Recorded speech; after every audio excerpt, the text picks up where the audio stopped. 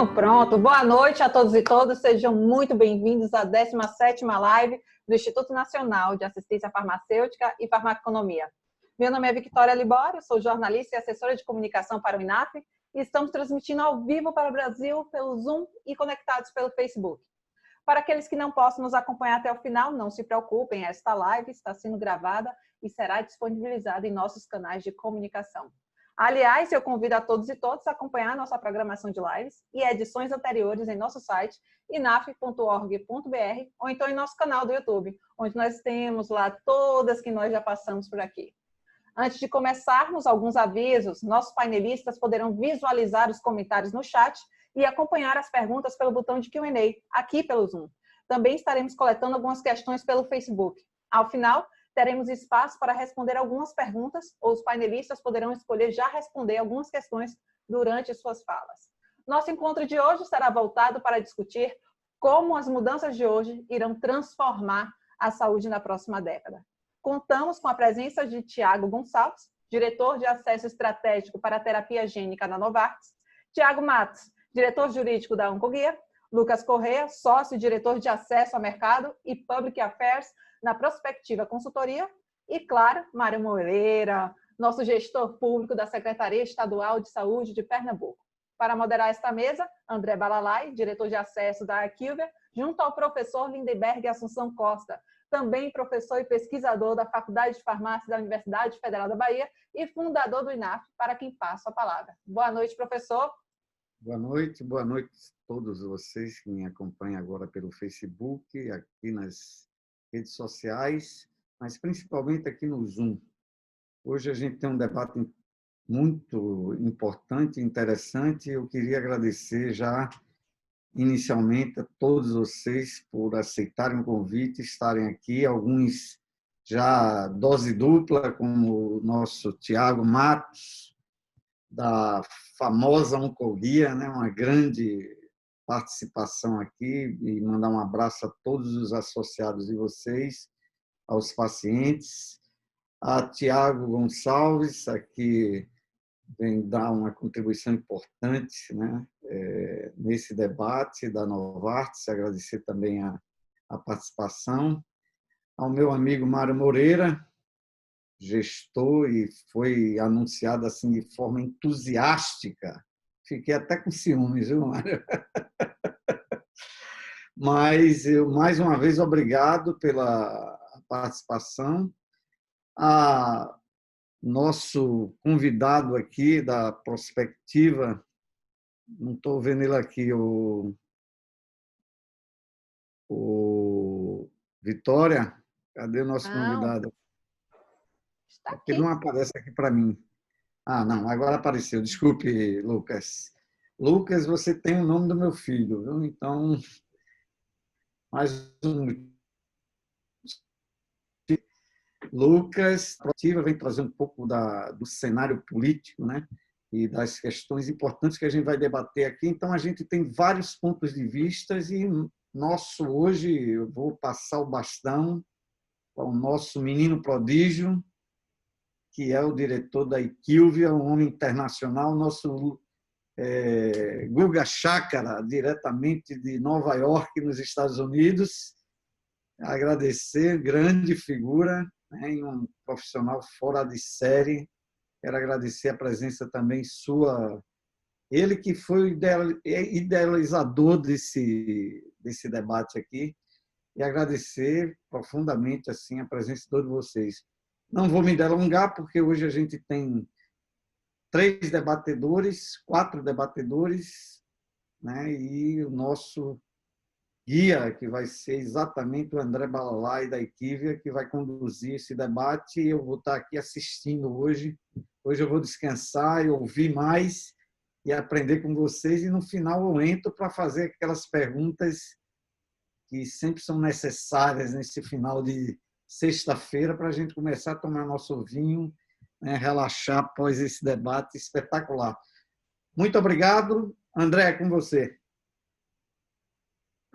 Beleza, ok. Então, primeiro, agradecer a convite, a participação de todos também, agradecer ao professor Lindenberg, meu grande mestre. Todo menino prodígio tem um mestre, né? Então, a ideia principal de hoje, eu acho que eu vou fazer uma pequena introdução aqui, aí logo a gente já passa para os nossos debatedores. Essa semana, discutindo com algumas pessoas do Senado da Saúde, basicamente, a gente está falando muito sobre o pós-Covid, como é que vai ser depois, como é que a gente vai olhar a saúde depois com os reflexos dessa pandemia. Mas, na verdade, a gente começou a pensar, ok, o que vai vir depois do Covid, a gente já entendeu como é que vai ser, então, as implicações. Mas e depois disso, né? Então, como é que a gente vai ver, como é que, de fato, as mudanças que essa pandemia e diversas outras mudanças que estavam acontecendo antes já de discussões, como é que vai ser a cara da saúde na próxima década, né? Então, que tipo de coisas que a gente discute hoje, que a gente acha que tem que mudar hoje, quais as principais mudanças vão acontecer e principalmente o que precisa ser feito e quais os impactos dessas mudanças, né? Então, por isso, a ideia foi trazer, eu pensei nas referências que eu tenho de alguns assuntos e alguns backgrounds. Então, uma pessoa da indústria, uma pessoa do governo, uma pessoa da sociedade civil, uma pessoa do cenário político, uma pessoa da academia. Então, a ideia aqui é um debate bem aberto. A gente não vai passar slide, vai ser muito mais na conversa, né? Então, a gente vai dividir a conversa em 3 momentos. Então, são 3 assuntos diferentes que a gente vai moderar, mais ou menos 20 minutos para cada assunto. E aí, depois, no final, a gente vai abrir para perguntas, mas entre cada assunto também a gente abre para perguntas. Então, da nossa conversa ontem, a gente fez uma conversa sobre que temas a gente deveria efetivamente falar. Então, tem 3 grandes blocos, né? Então, a primeira é a parte do financiamento da saúde. Então, como é que a saúde, depois de todas essas mudanças, todo esse impacto, vai ser financiada, como vão ser os modelos de financiamento, como que o sistema de saúde vai se dar, então, principalmente, como é que vai ficar essa coisa do sistema público, do sistema privado, e no final a gente fala um pouco de inovação e de tecnologia. Então, como é que a gente vai, quais são as tecnologias que devem aparecer, como é que a gente vai lidar com a tecnologia, né? Então, esses 3 momentos. Então, eu já vou começar com a parte do financiamento. Primeira coisa, a gente percebeu que, de fato, existe a discussão entre a saúde no Brasil, ela é subfinanciada ou ela é subgerida? Ou ela é os dois? Então, tem um ponto muito importante nisso. E, principalmente, existem discussões dentro do Congresso Nacional, principalmente um ponto que implica bastante nisso do financiamento, que é a PEC que a gente chama de PEC, que coloca o nome de PEC do teto, né, que a gente chama, que, de alguma maneira, com a arrecadação menor, o financiamento também fica menor. O fato de uma crise econômica vindo nos próximos anos, ou no próximo ano, também muda o financiamento. Mas, ao mesmo tempo, existem modelos de financiamento alternativos que já se discutem, e principalmente vindo da indústria farmacêutica, assim como existe uma discussão de como que o financiamento dentro da esfera federal, municipal e estadual se dá. Então, esses são os principais pontos. E aí eu vou começar com meus debatedores. Queria começar com você, Mário, que está dentro do sistema público. Como é que para você vai ser essa transformação de como se dava o financiamento agora, né, entre os estados, municípios e federal, e como é que você enxerga que vai ser esse financiamento para frente?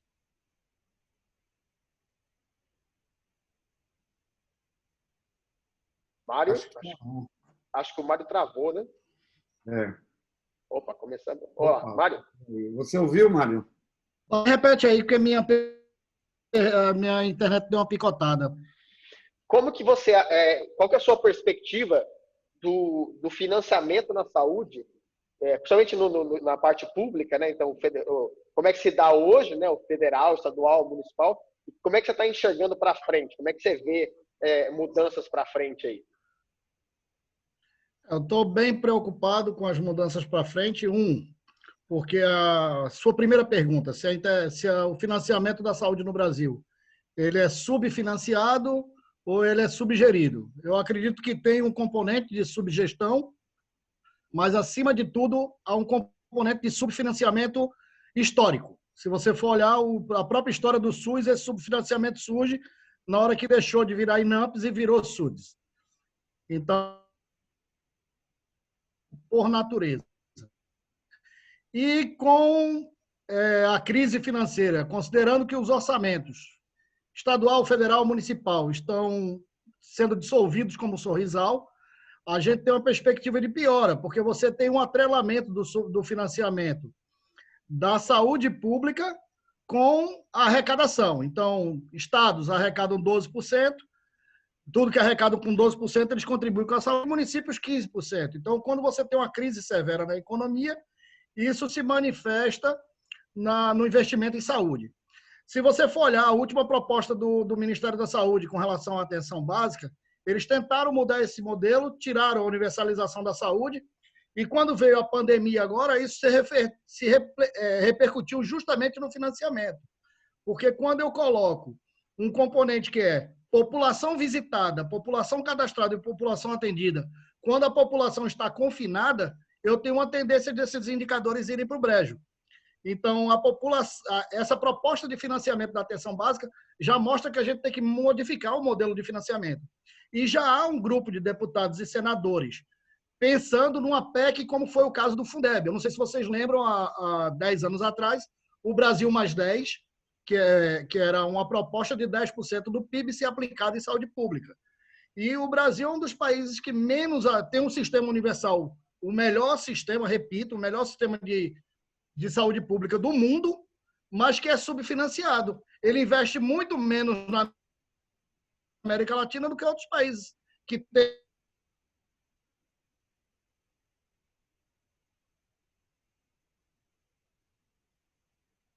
Acho que o Mário cortou aqui, né? Bom, enquanto ele não volta... Voltou, Mário, voltou. Continua, Mário. Você cortou então, um pouco no final. A questão, a gente tem que repensar o modelo de financiamento brasileiro, porque não está dando, a conta não fecha. Você tem que modificar a estrutura de financiamento e buscar arrecadação. E aí um grupo de deputados já está pensando nisso, numa PEC, onde a gente busque mais recursos. Emenda parlamentar impositiva não é solução. A gente precisa... A emenda parlamentar ela não entra como política de saúde. Ela entra como custeio, entra como ambulância, entra como equipamento, entra como obra. Então, ela não cai para dentro de uma política. Então, a gente também, como emenda impositiva, ela vem para melhorar a estrutura. Mas o custeio, que é onde está a política de saúde, ela não anda. E aí você então, falou emenda... precisa repensar o modelo. Desculpa, você falou emenda, Lucas, uma das coisas que você trouxe muito interessante, eu acho, a discussão, é que não só queria que você comentasse um pouco, não só da parte da PEC do teto, né? Mas também você falou dessa arrecadação e dessa discussão do Congresso. Como é que você está vendo aí para a próxima década? Primeiro, né, se a PEC, a limitação da utilização de recursos, se ela se sustenta, né? Como é que está se convertendo no Congresso? E para você, que tipo de outros movimentos têm acontecido lá dentro em relação ao financiamento da saúde? Bom, André, primeiro, boa noite a todas e todos que estão acompanhando aí a nossa discussão. Boa noite aí aos colegas debatedores e aproveitar para te agradecer também pelo convite a você e ao Lindenberg. Em relação à PEC do teto, a gente tem uma perspectiva de que ela cai, né? E, na verdade, a gente não vai falar que ela já caiu, porque, de fato, ela não caiu, mas se criou aí um mecanismo para a gente dar um bypass nela, que foi a questão do orçamento de guerra. Então, de fato, você viabilizou recursos públicos para serem injetados aí, né, nos diferentes setores, ultrapassando o limite da PEC. Né? Então, assim, o teto hoje, ele já não existe. Está falhando, Lucas. Lucas? Vê aí teu áudio. Vocês conseguem ouvir ele, não? Ficou mudo, de repente. Vitória.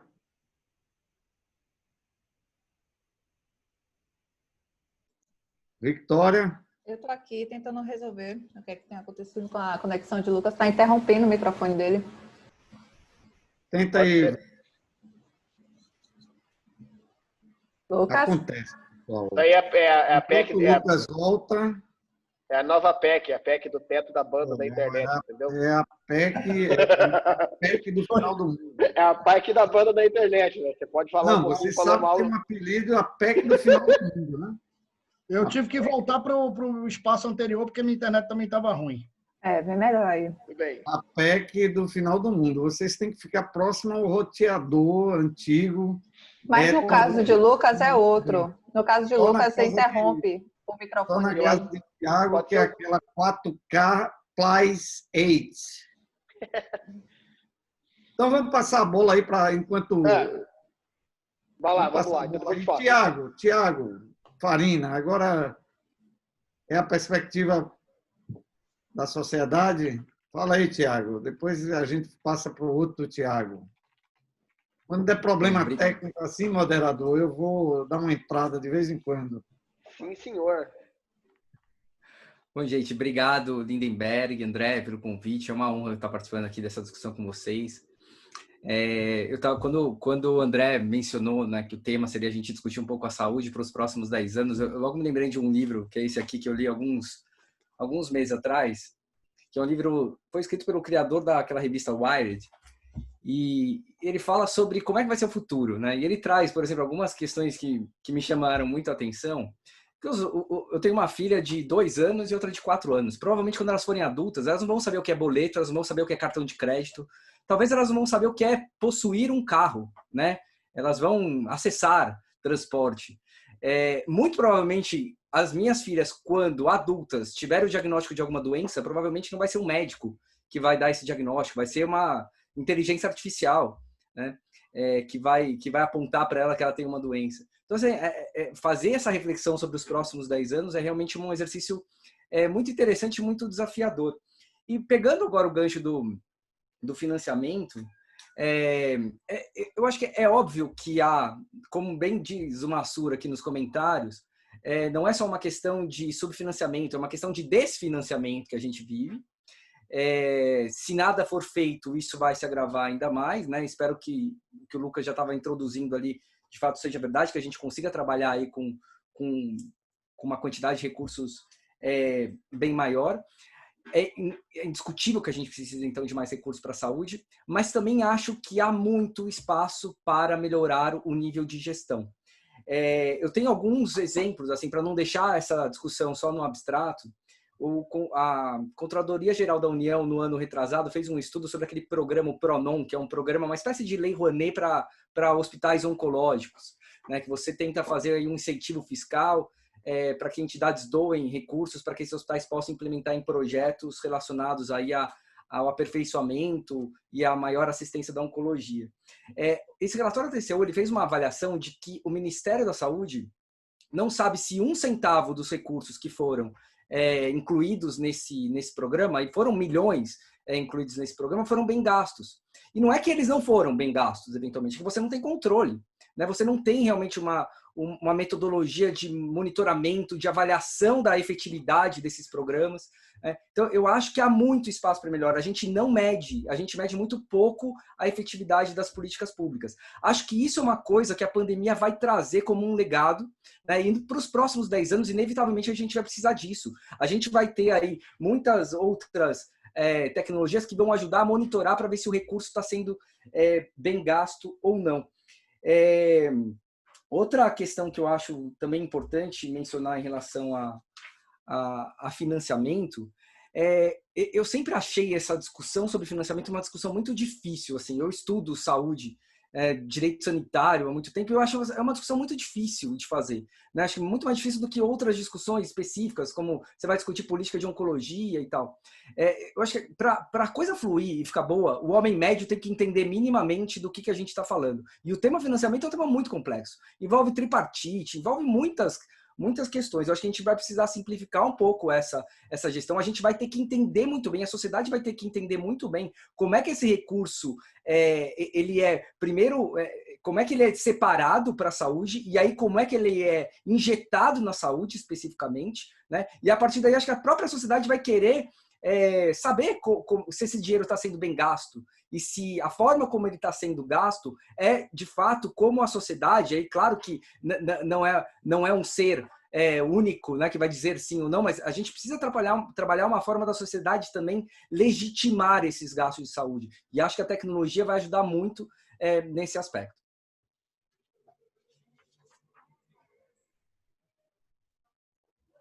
Tava no mundo. Opa, legal. E aí, eu acho uma coisa que você falou interessante de simplificar, como se diz aqui, né, a maquinaria do financiamento, né?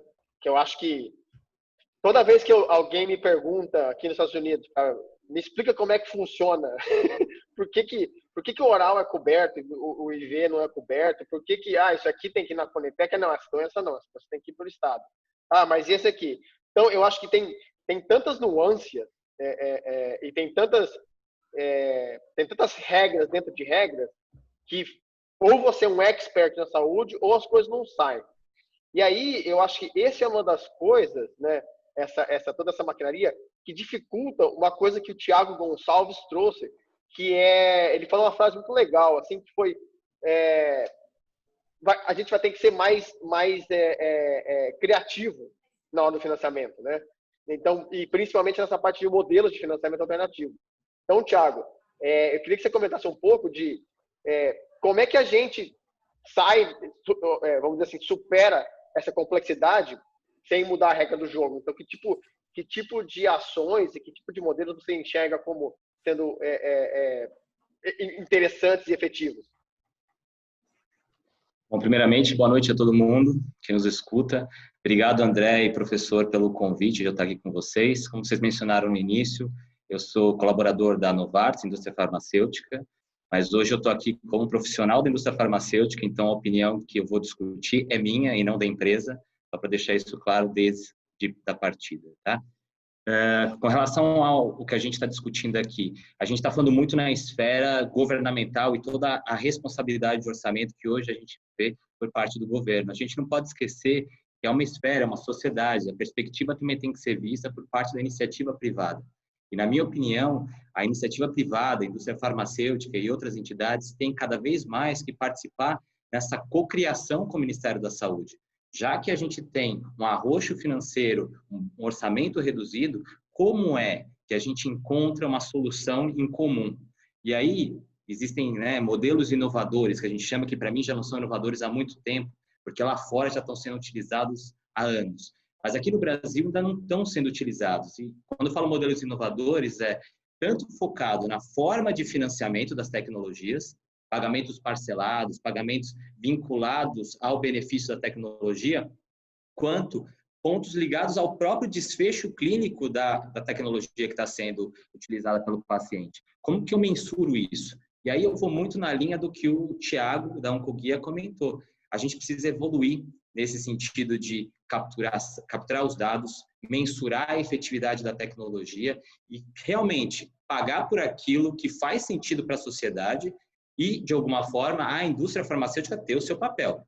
De que forma? Ajudando nessa infraestrutura. O Mário mencionou o SUS, uma estrutura fantástica. Para mim, eu sou um apaixonado pelo SUS, acho que é o sistema que mais funciona e mais belo de saúde para atender uma capilaridade tão grande de pessoas, mas tem as suas falhas. E como que nós, na iniciativa privada, podemos ajudar com treinamento, com infraestrutura, com auxílio ao diagnóstico correto para que o paciente receba a medicação correta para o tratamento dele.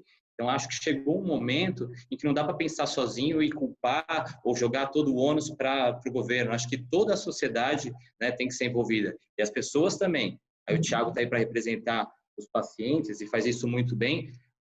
A briga para o acesso tem que ser de todos. Todos os pacientes têm que ter acesso à medicação de uma forma adequada. E aí tem a participação de cada um deles. Legal. E dentro desse modelo de financiamento, eu acho que a gente está tentando balancear um pouco e, principalmente, uma das coisas que a gente também discutiu não só da onde que vem o dinheiro, mas o que a gente coloca dentro do sistema, né? Então, até, por exemplo, esse ano, eu acho que é um ano bem diferente, porque pela primeira vez está sendo aberto como que o governo toma as decisões, e não só o governo. Então, as reuniões da discussão do hall da ANS foram transmitidas, e a sociedade de fora entendeu um pouco como é que se toma a decisão. E na semana passada foi a primeira vez que se transmitiu ou se divulgou, né, como é que a Conitec toma decisão, como é que são essas análises, né? Então, uma participação mais da sociedade. Eu queria voltar um pouco com o Thiago Matos, que a gente falou um pouco isso hoje de manhã. Como é que você enxerga a evolução da tomada de decisão? Eu acho que a própria Conitec já evoluiu muito, se a gente comparar de 2011, 12, onde começou para frente. Mas como é que você enxerga não só essa tomada de decisão, mas a participação da sociedade mais ativa, né, na construção de um modelo mais inteligente de financiamento? Habilitar o som aqui. Obrigado pela pergunta, André. Esse é um tema para mim muito caro. Acho que é extremamente importante a gente discutir isso.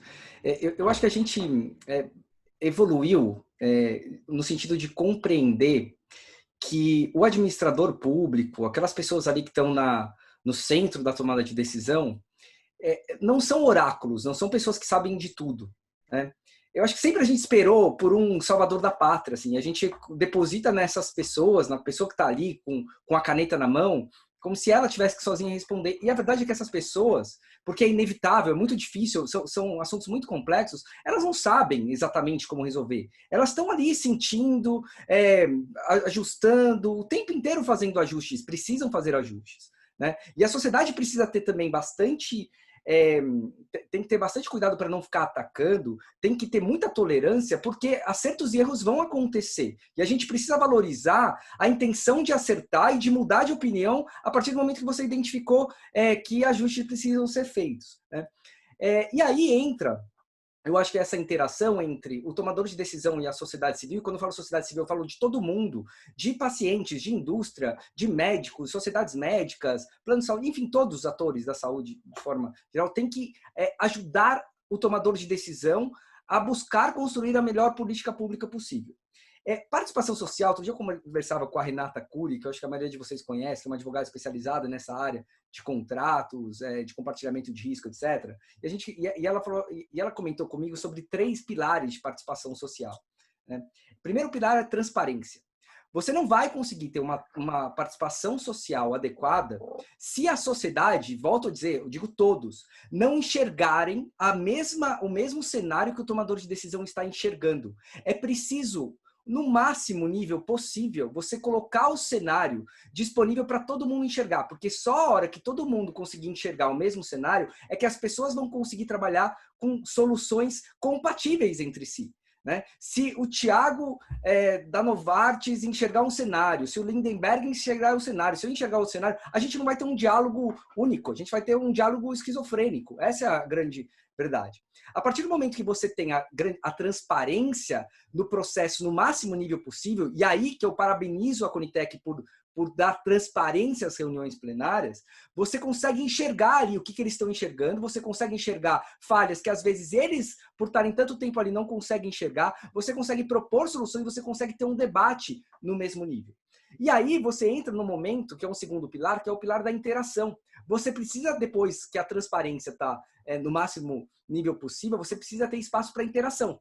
E essa interação tem que também trazer espaço para o terceiro pilar, que é o pilar da revisão, de um mecanismo de revisão. Então, eu tenho a visão do todo, eu consigo interagir com o sistema e eu tenho formas de propor revisão para aprimorar este processo. Então, acho que a gente chegou no nível da transparência, a gente está melhorando o nível da interação e a gente vai ter que chegar no nível da revisão do modelo, né? Mas eu acho que a gente chegou assim, a gente alcançou um espaço muito importante, a gente está evoluindo de forma muito consistente. Volto a parabenizar aí a Conitec por abrir esse espaço e todos os outros órgãos que também já são bastante transparentes, com a própria ANS.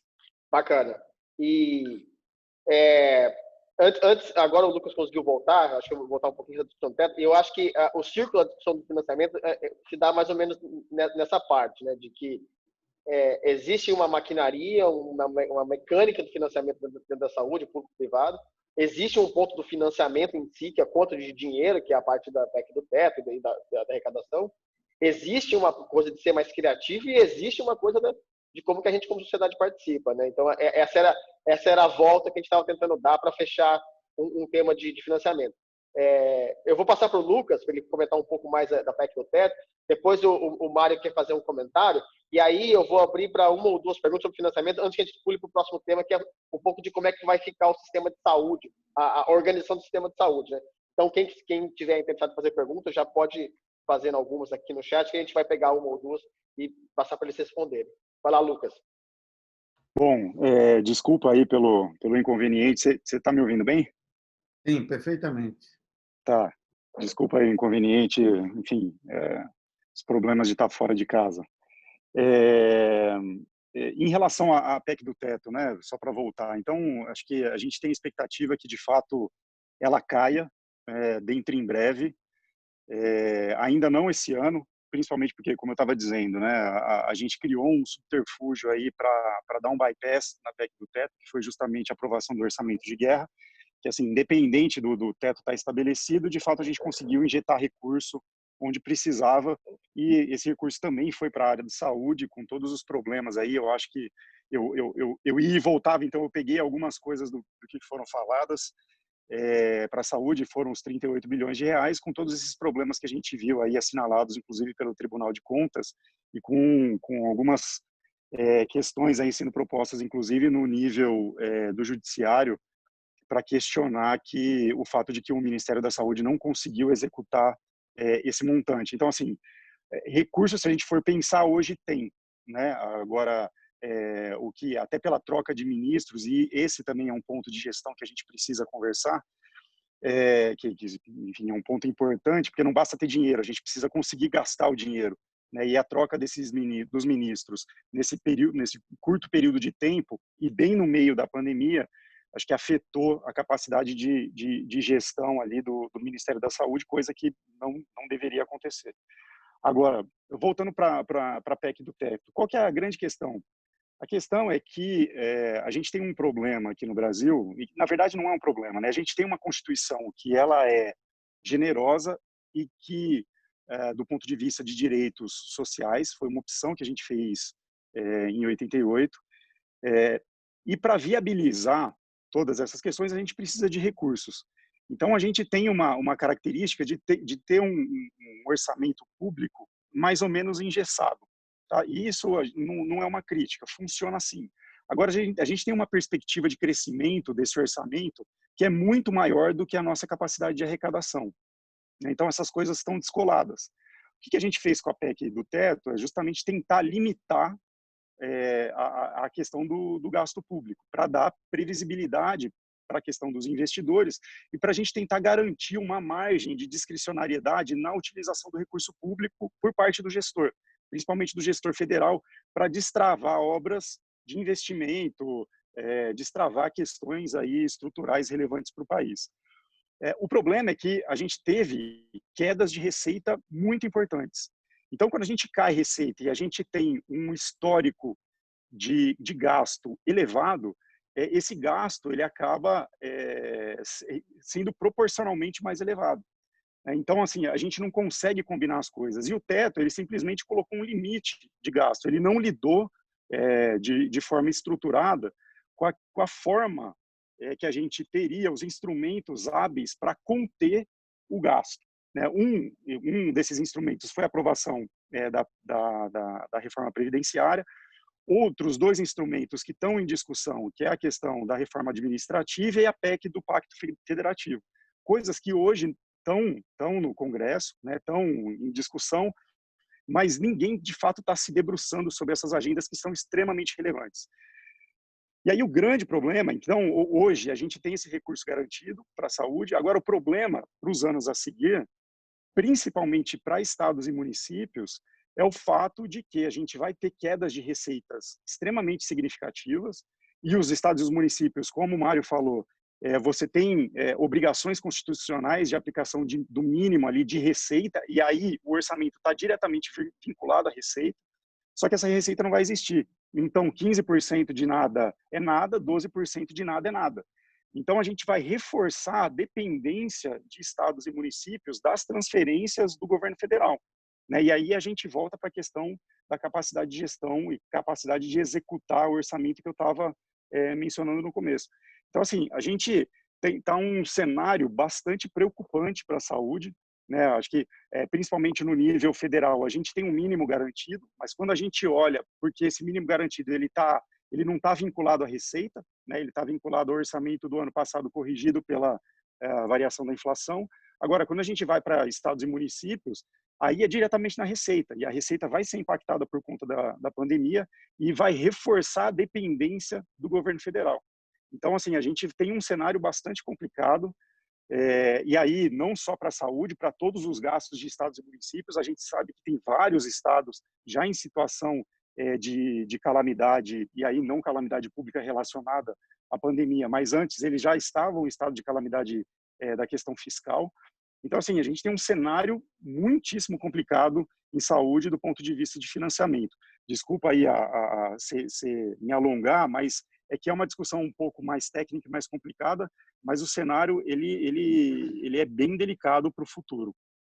Isso é bastante interessante, e aí eu vou pegar uma das perguntas aqui que foram feitas, que acho que liga um pouco com isso, mas a fala também do Lucas é interessante, que já também conecta com a próxima parte, que é do sistema, né? Então, uma vez que o total do montante do financiamento da arrecadação diminui, e isso está diretamente ligado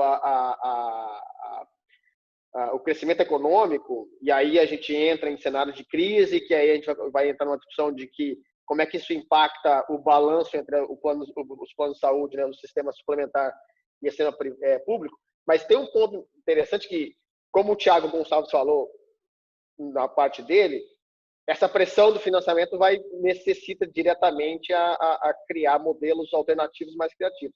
E uma da pergunta que veio, que é bastante interessante, que apesar da indústria apresentar propostas criativas, né, os modelos de parceria, sistemas, acho que é público-privado, a Conitec parece não estar preparada, ou talvez não seja não diretamente a Conitec, porque não é exatamente a Conitec que toma essa decisão dentro do governo, mas mesmo o fato do DECIS ter sido extinto, né, a parte das parcerias públicas-privadas, e da discussão, né, desses modelos, da implementação no sistema público, né? Então, Thiago, como é que você enxerga? Porque existe toda uma agenda vindo da parte privada, não só os fabricantes, mas uma agenda de saúde baseada em valor, modelos alternativos, mas o governo tem que também trazer para dentro. Você entende que o governo está preparado? Existem os mecanismos? Ou que tipo de mecanismos ainda são desafios?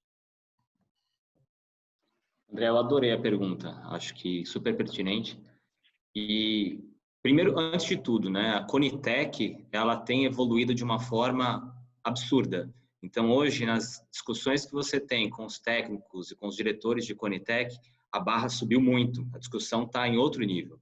Então, isso é muito bom de ver como brasileiro, como essas agências estão cada vez mais preparadas para receber soluções criativas, né? Então, pensando nesse modelo de como trazer inovação para o financiamento de tecnologias, eu entendo que a Conitec está, assim, cada vez mais preparada. E aí o Thiago trouxe o ponto da transparência, para mim isso também é fundamental. A Conitec está tão segura que a transparência é fundamental, e eles colocaram isso agora para a gente. Então, eu acho que todo o sistema tem a ganhar com essa discussão. Legal, muito bom. Não, calma aí, não terminei minha resposta, rapaz. Mas eu acho que a gente tem que ter também a participação de outras esferas, porque o sistema, apesar da Conitec estar preparada para receber, talvez o sistema não esteja preparado para receber. Como mensurar alguns tipos de iniciativas criativas que vão ser criadas? Então, pode ter qualquer tipo de engenhosidade aí para a criação de modelos, mas se você não tiver o sistema preparado, não vai funcionar.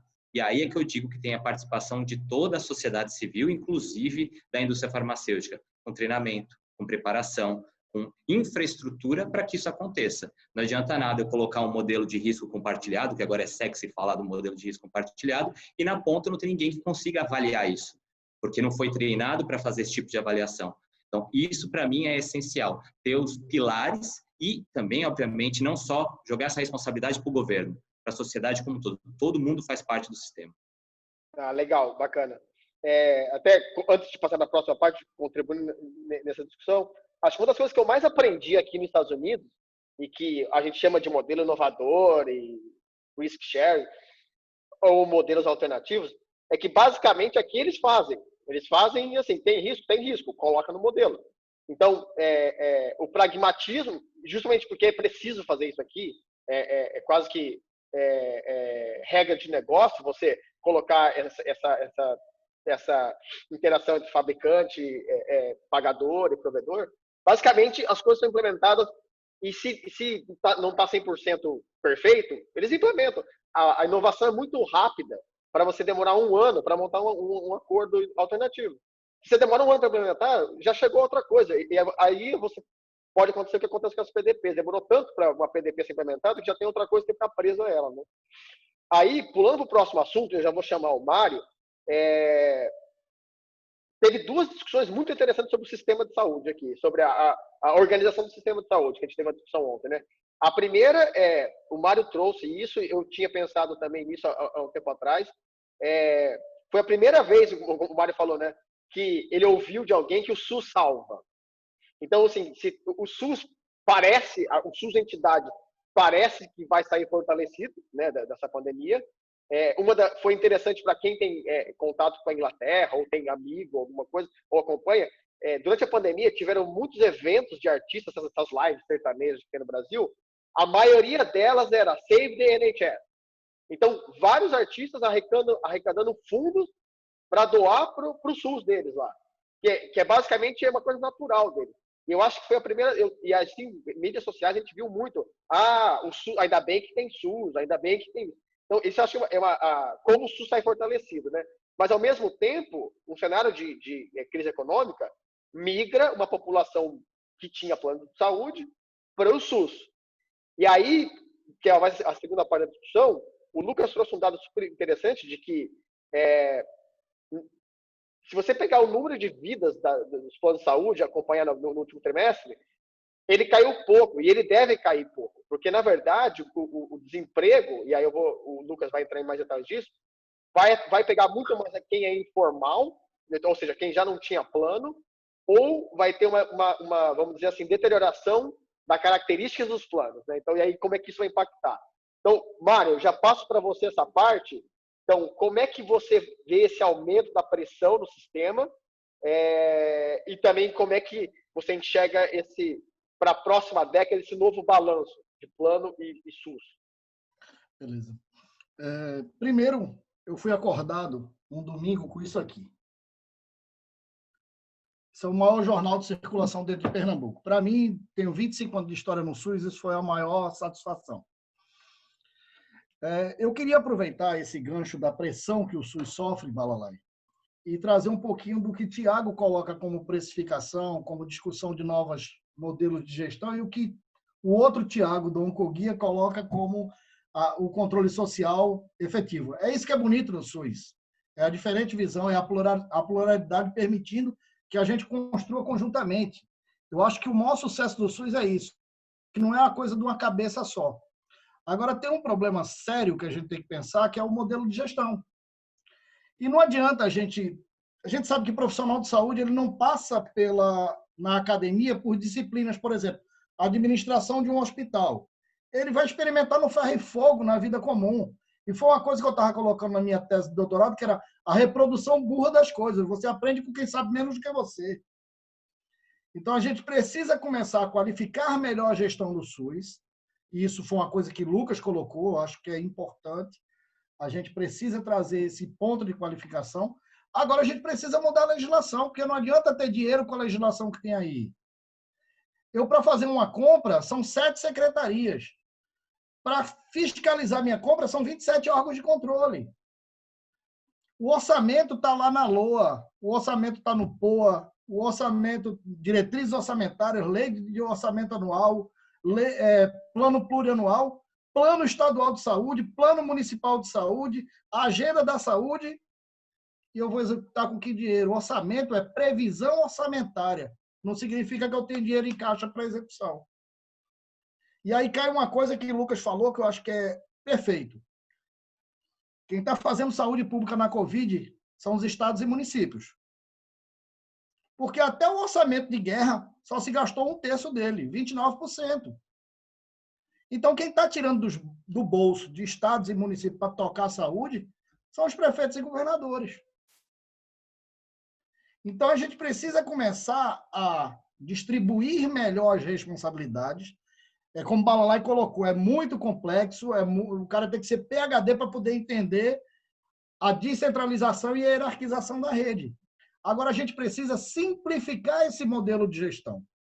O modelo é muito complexo, a gente precisa minimizar essa burocracia que tem, unir forças, Estado, União e municípios, para objetivos comuns. A gente tem aí o objetivo 2035, acabar com tuberculose e hanseníase. Está faltando medicamento de hanseníase no Brasil. Então, ou a gente começa a entender que tem que descentralizar e despolitizar, e, acima de tudo, desjudicializar. Eu acho que a Conitec tem que ser propositiva no ponto de reduzir a judicialização da saúde, incorporar o que verdadeiramente funciona, o que tem história de medicina baseada em evidências.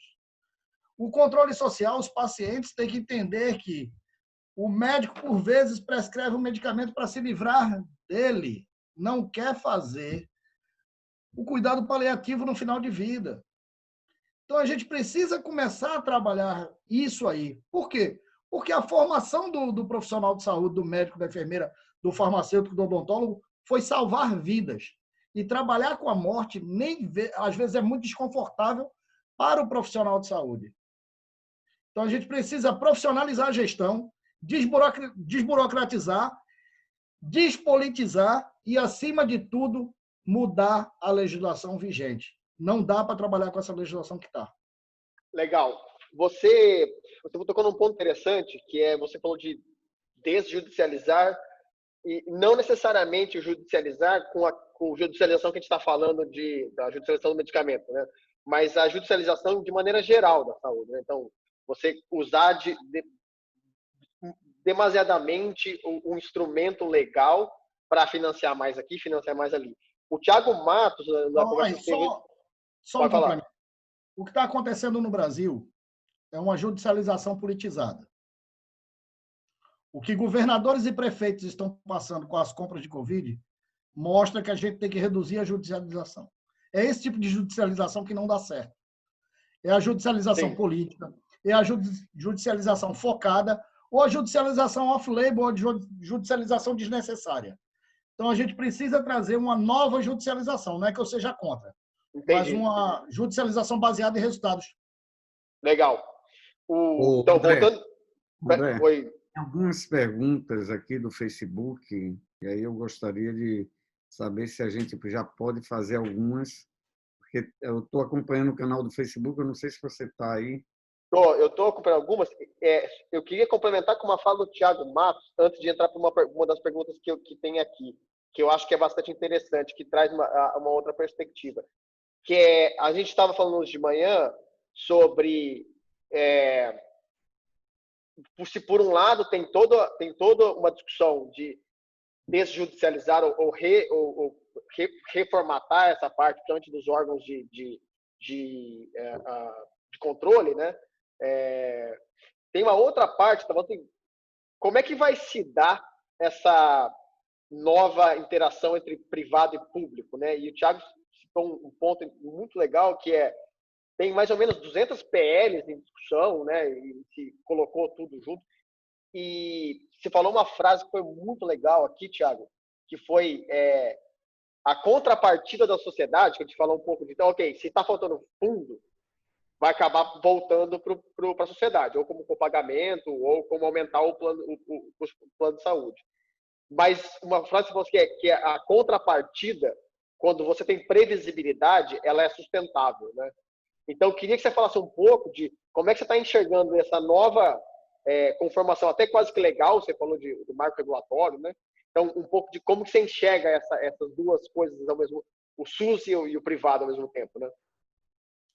Eu acho que vou um pouco na linha do que o Mário falou. A gente realmente precisa aprimorar muito o nosso marco regulatório. Os sistemas, a gente pode até conceitualmente falar que o Brasil tem um único sistema de saúde, que o suplementar se encaixa nele, mas na prática a gente vê que são dois sistemas completamente desconectados entre si. Não é suplementar, é alternativo, é um sistema alternativo. O que me parece assim, extremamente importante, na Câmara existem mais de 200 projetos de lei relacionados à alteração da lei dos planos de saúde, que assim, eles não vão para frente, a gente não tem uma discussão séria sobre isso, sempre fica aquela briga ideológica ou de forças opostas, pouca discussão despolitizada e realmente a fim de construir um sistema que seja baseado em resultados, seja baseado políticas públicas baseadas em evidência. Acho fundamental a gente ter uma conexão entre os dois sistemas, né? Sistema público e sistema suplementar, eles se cruzam em vários pontos, né? A gente tem aí pessoas que perdem plano de saúde vão para o SUS, aí elas têm que ir numa porta de entrada, mas já estão com uma série de... já estão no meio do caminho na saúde suplementar. O que fazer com essa pessoa? Você tem aqueles modelos agora de clínicas populares, que a pessoa recebe um diagnóstico, beleza, fica com um exame na mão, não sabe o que fazer. Não tem plano de saúde, vai na porta de entrada do SUS, pede para repetir todos os exames. Os sistemas não se conversam, os sistemas não fazem o paciente ganhar tempo, os sistemas têm que ser mais propositivos, tem que ajudar o paciente a navegar no sistema. E não é isso que acontece. Então, acho que a gente precisa ter uma discussão maior da conexão entre os sistemas. Acredito que a questão da agência, por exemplo, aquela agência que a gente tanto discutiu no ano passado, com o Denizar na Secretaria de Ciência e Tecnologia, o próprio Lindenberg, você tem uma discussão sobre uma agência que vai poder usar recursos, usar expertise, usar a parte técnica para todos os sistemas, a gente tá ganhando recurso. Essa é a verdade, a gente está ganhando recurso, né? Isso me parece algo fundamental quando a gente fala de sistema de saúde. Legal. Lindenberg, antes que você traga, que você trouxesse uma das perguntas aí da sua escolha do Facebook, por que eu trouxe esses dois pontos agora entre o Mari e o Thiago? Uma das coisas que ficou muito claro para mim é que se a gente está falando de uma agenda da próxima década, a gente estaria falando de uma agenda de saúde, o que muda o sistema? O que pode mudar o sistema? Guerra, pandemia e crise, né? Tem três eventos na sociedade que mudam. E a gente tem uma oportunidade de fazer mudanças a partir de uma coisa muito ruim, que é uma pandemia, né? Então, eu quis trazer esses dois pontos aqui. Tem duas agendas completamente paralelas acontecendo. Toda uma discussão de financiamento estadual, municipal, redesenho da maquinaria do sistema público e toda uma discussão de marco regulatório, de copagamento, de como que a saúde suplementar anda. E uma das coisas que eu tenho, até estou escrevendo, logo mais eu devo publicar isso, um artigo sobre o Brasil vai ser os Estados Unidos ou a Inglaterra depois do Covid. Então, vai caminhar para um lado onde se vai completamente solto ou para um lado completamente 100% público. Porque a gente, quanto mais no meio a gente está, e a gente pode virar a Alemanha, que é uma coisa mais ou menos no meio, só que, como o Thiago falou, são coisas paralelas, eles não são conectados, né? Então, eu acho que uma das agendas do 2020X é uma agenda única, né? E é difícil, porque exige, né, a coordenação do sistema. Lindenberg, você quer puxar uma pergunta aí? Bem, meus amigos, minhas amigas, a gente está fazendo um intervalo agora aqui rápido, só para agradecer às pessoas que estão nos vendo no Facebook. Eu tenho uma pergunta aqui de Valéria Clemente. Qual a previsão de mudança da legislação brasileira para que sejam implementadas outras formas de financiamento e pagamento no sistema público? Vou perguntar, pode perguntar, André, Lucas? Sim, senhor. Eu quero emendar essa pergunta porque o financiamento aqui tem várias para a gente fechar esse bloco. Eu sei que a relação público-privada a gente volta a discutir aqui, mas essas perguntas já estavam aqui no timeline faz tempo. Legal, vamos embora. Lucas, você acha que... Aí é uma pergunta minha. Toda vez que fala do SUS, fala de financiamento, coloca dois pontos de vista. O subfinanciamento, que de fato existe, e o gasto, né, inadequado, a falta de gestão adequada do SUS na execução desse orçamento, né? Eu queria fazer uma pergunta que é muito importante, porque a gente não vê se discutir, você falou rapidamente, a questão da receita do SUS. Né? A gente tem alguns pilares que poucas pessoas sabem, e o SUS, para ele mudar, precisa mexer na Constituição e tem algumas, digamos assim, alguns artigos pétreos, né? Que são aqueles que são imexíveis, parafraseando um ministro antigo aí, da nossa época de estudante. Aí eu queria saber de você, e a questão, e foi colocada aqui a questão da isenção fiscal, não sei se foi o próprio André que colocou, né, desses programas que são por isenção fiscal, que foi uma grande ideia, mas se gasta milhões sem uma execução. Você acha que só cortar gasto torna o SUS mais eficiente? Porque a gente tem um grande problema também na receita, né, e na parte, principalmente fiscal, de isenção fiscal de um monte de empresa aí, que esse dinheiro ninguém tem um controle sobre ele. Queria ouvir sua opinião. E a pergunta, só repetindo aqui, qual é a previsão de mudança da legislação brasileira para que sejam implementadas outras formas de financiamento do sistema público? Acho que uma das coisas é essa. Tá, não, eu acho que tem uma discussão em andamento e que talvez pouca gente, pelo menos do setor aí de saúde, esteja prestando atenção, que é justamente a revisão aí da 8666, né, que é a principal forma aí é o principal balizador da relação público-privado, que tem uma característica, até pelo fato dela ser de 93, que é muito transacional, né, Lindenberg? Então, assim, eu acho que a gente tem muita margem para o aperfeiçoamento dessa legislação. E a gente precisa, por mais que a gente tenha técnicos aí da Coritec que estejam se capacitando e estejam cada vez mais expostos a esses modelos que a indústria está propondo, e que, a meu ver, faz todo sentido, a gente tem um arcabouço jurídico regulatório que ele é antigo. Tá? Então, assim, a gente precisa, de fato, começar a fazer essa discussão para além do âmbito do Ministério da Saúde. Tudo bem, a gente, né, a interface ali, quando a gente vai discutir esses modelos, no momento onde a gente está discutindo a incorporação dessas tecnologias inovadoras, mas a gente tem um trabalho, tal qual a gente faz para discutir políticas públicas, tal qual a gente faz para aumentar a conscientização em relação a algumas doenças, aumentar a conscientização em relação às tecnologias que estão entrando no Brasil, que a gente faz junto ao Congresso, a gente precisa também ocupar esse espaço de fazer essa discussão de mudança legislativa nesses marcos regulatórios. E existe também a burocracia dentro do sistema de saúde, né? Então, existe regras aí operacionais que muitas vezes inviabilizam a implementação desses esquemas, né? Desses acordos alternativos.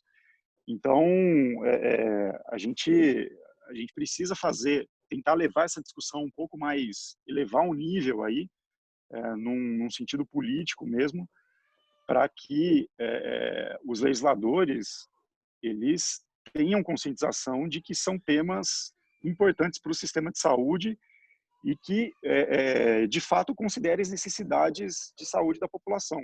Agora, você fez uma série de perguntas, aí eu respondi uma só delas. Se eu deixei de responder outras...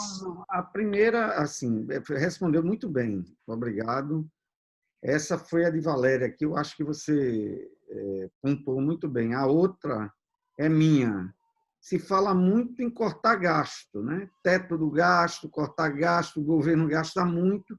Só que o SUS, se você olhar os programas do SUS, a eficiência do gasto, mesmo sendo subfinanciada, é impressionante, em diversas áreas, né? Tem vários estudos em farmácia popular, tem vários estudos sobre vacinação, a execução orçamentária e a descentralização do recurso, ela acontece de uma forma sistemática. Talvez a execução no município, no estado, ele não seja adequada. A minha pergunta foi no sentido de se fala muito no corte do gasto, mas não se fala pelo lado da receita, né? a receita, a tributação, a isenção fiscal que tem demais, né? Não se toca nesse assunto, como fosse uma questão, muita isenção fiscal para empresas, né, que não têm eficiência, você não vê o retorno para a sociedade, mas se fala, olha, o SUS gasta muito, mas, no entanto, não há uma discussão nas fontes de receita do SUS e, sobretudo, né, na isenção fiscal de um monte de empresa aí que você não sabe para onde vai o dinheiro. E algumas empresas danosas à saúde, né, Lindenberg? Posso contribuir um pouco antes que o Lucas entre nessa resposta? Claro.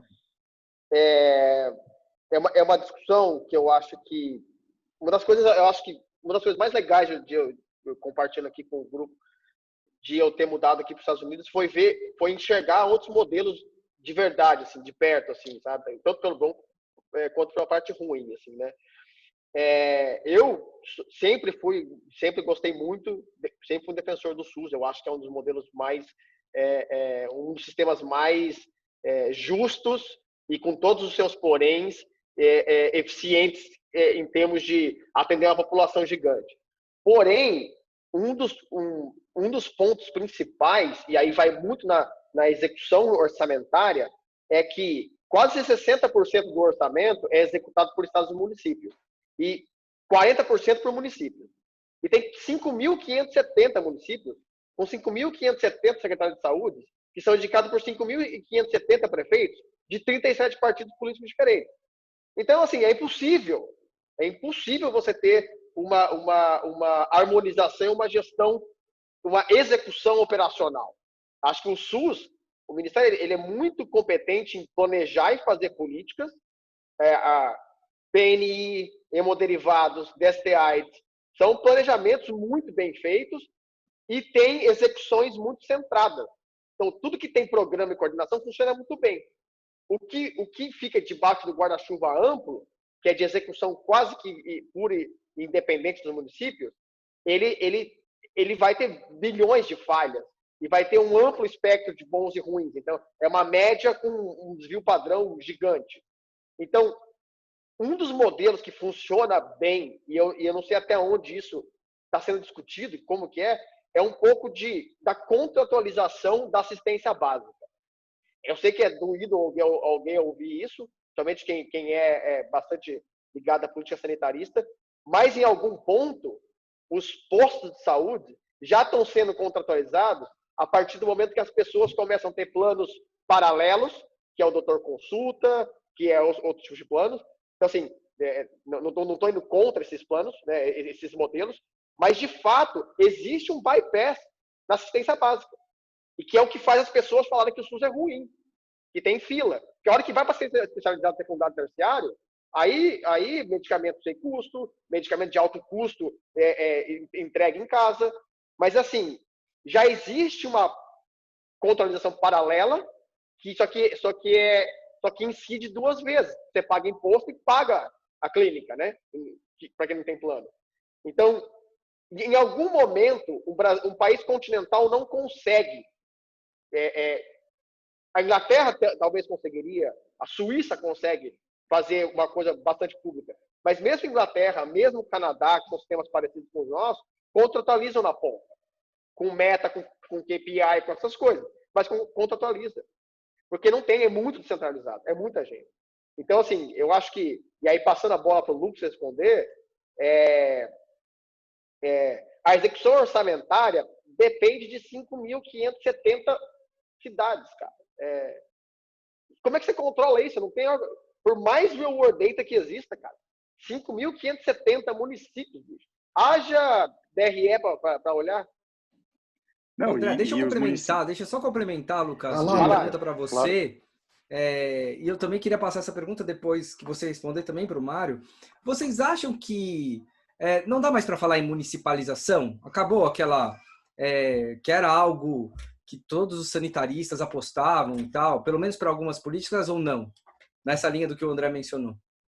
Peraí, Só para completar, depois do Thiago Gonçalves, depois eu queria que você desse a sua visão de como que é para a indústria lidar com 5.570 entidades, né? Bora lá, eu sou o único público aqui, né? Então, vamos lá. Muito não, hein? Eu também sou. Olha aí, ó, olha aí, ó. Tiago, de forma alguma, se a gente for centralizar novamente, é uma perda de história e de concretude. Quem está na porta da casa das pessoas, o cara não vive na União, não vive no Estado, não, ele vive no município. Então, quem tem o conhecimento da realidade micro-regional é aquela pessoa que vive no município, é aquele gestor que está próximo daquela família e próximo da realidade de saúde. Então, quando as pessoas em Brasília fazem as políticas de saúde verticalizada no Brasil, pensando no Brasil como uma coisa só, é o que causa o problema. Então, a gente tem que pensar um Brasil que é um Brasil enorme e que tem diferentes realidades. Eu não posso pensar num sistema único de saúde só para tudo. É uma das minhas críticas e sempre desde o começo que eu tive essas críticas. O Balalai colocou uma coisa certa aí, que foi a questão dos indicadores de saúde. Balalai, quando criaram o programa do PQAVS, do PEMAC, todos eles vinham com indicadores, foram desvirtuados na execução. Por quê? Porque amarraram a execução ao pagamento de uma gratificação para melhorar o subfinanciamento. Tiago, tu sabe quanto é que um PSF de uma cidade com mais de 30 mil habitantes ganha para fazer funcionar um PSF? R$ 6.500. Uma cidade com mais de 30, com menos de 30 mil... Cara? Calma aí, todo mundo. O que é PSF, né? Todo mundo quer Programa de Saúde da Família. Desculpa. Beleza.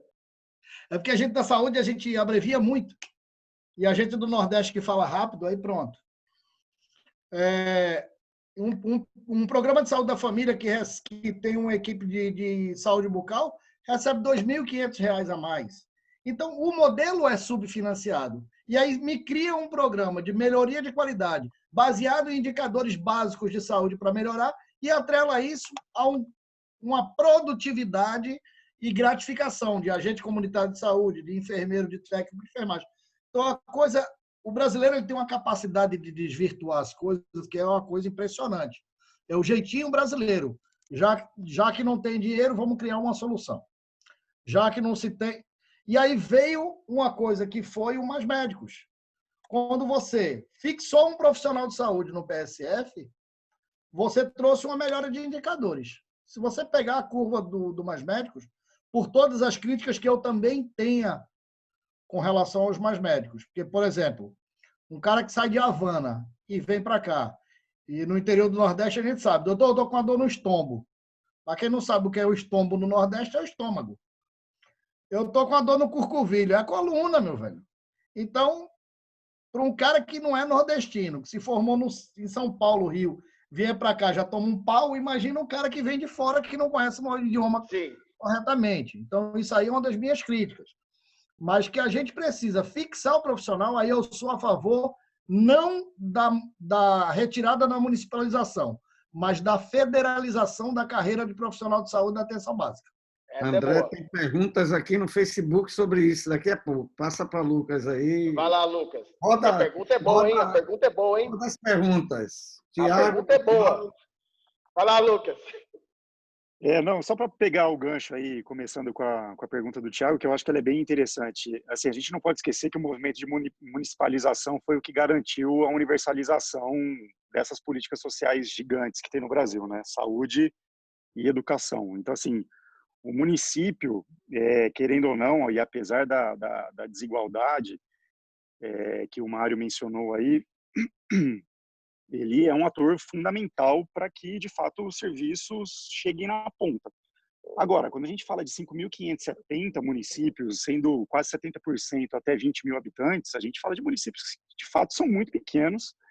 É um município que basicamente está dependendo de receita vindo de Estado e do governo federal, pouquíssima receita própria, e com uma baixa qualificação em termos de recursos humanos para fazer planejamento adequado. E aí entra um pouco nisso que o André está falando. A gente tem 37 partidos políticos e a gente delineia aí uma região sanitária e a gente fala para os caras, bom, a partir de hoje vocês conversam uma vez por mês na CIRS aí, e vocês se acertam em relação a como vocês vão criar aí o sistema de referência e contra-referência com base na estrutura disponível que vocês têm. né? Tudo bem que com apoio aí dos COSEMs e tudo mais, mas é muito difícil operacionalizar isso. Agora, a gente não pode esquecer que em 2011 a gente teve uma legislação que foi aprovada, que é a legislação do COAP, que era justamente para a gente criar um instrumento contratual que amarrasse as negociações dos gestores e que, ao gestor se ver obrigado a cumprir esse contrato, aquilo que foi acordado